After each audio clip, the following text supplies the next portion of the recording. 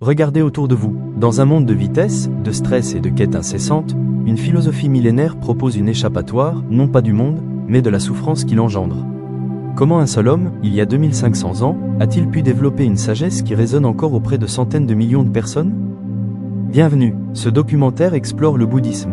Plus qu'une religion, c'est une méthode, un art de vivre et un chemin vers ce que ses adeptes appellent l'éveil.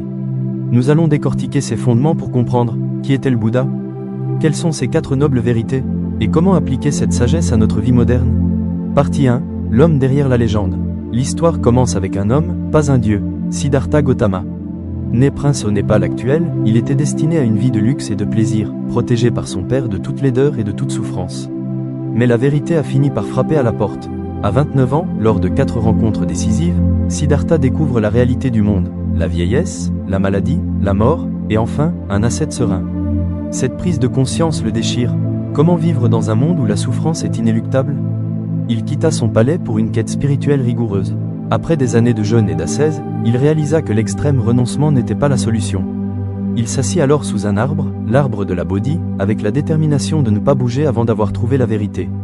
Et c'est là qu'il s'éveilla, devenant le Bouddha, l'éveillé. Partie 2, le cœur de l'enseignement.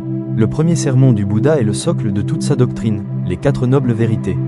Elles ne sont pas des dogmes, mais un diagnostic et une prescription.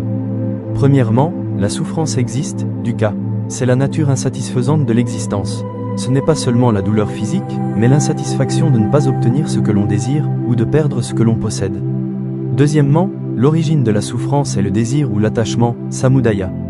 Le désir n'est pas seulement l'envie, mais cette soif inextinguible, cette avidité qui nous pousse à nous accrocher à ce qui est impermanent. Troisièmement, il est possible de mettre fin à la souffrance, nirodha. En éliminant l'attachement, on atteint le nirvana, l'extinction de la soif, un état de paix profonde, au-delà de la naissance et de la mort. Quatrièmement, il existe un chemin qui mène à la cessation de la souffrance, magga. C'est la prescription, le fameux noble sentier octuple, qui est la voie médiane. Le chemin se divise en 3 catégories, sagesse, conduite éthique et développement mental. Il s'agit de cultiver la compréhension juste, la pensée juste, la parole juste, l'action juste, le moyen d'existence juste, l'effort juste, l'attention juste et la concentration juste. Partie 3, la pratique est la porte de la conscience. 2 autres concepts sont cruciaux, l'impermanence, anitya. Tout change, tout est éphémère. Refuser cette réalité, c'est s'assurer la souffrance.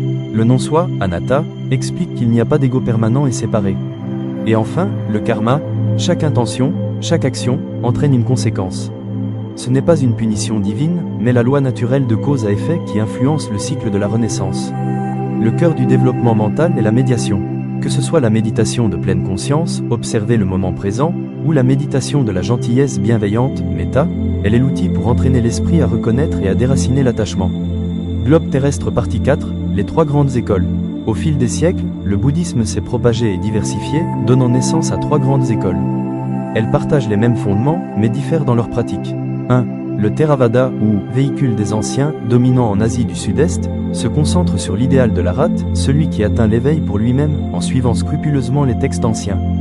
2. Le Mahayana, ou grand véhicule, trouvé en Chine, au Japon et en Corée, met l'accent sur l'idéal du Bodhisattva, qui retarde son propre nirvana pour aider tous les êtres vivants à s'éveiller. 2.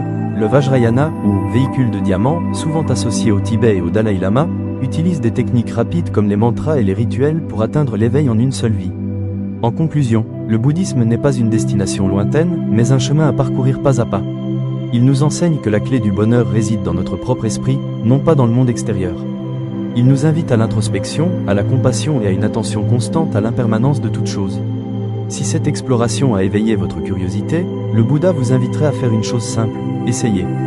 Essayez d'appliquer l'attention juste à votre journée, ne serait-ce que quelques minutes. L'éveil commence par un souffle. Merci d'avoir regardé. Abonnez-vous à la chaîne pour plus de documentaires sur la sagesse du monde.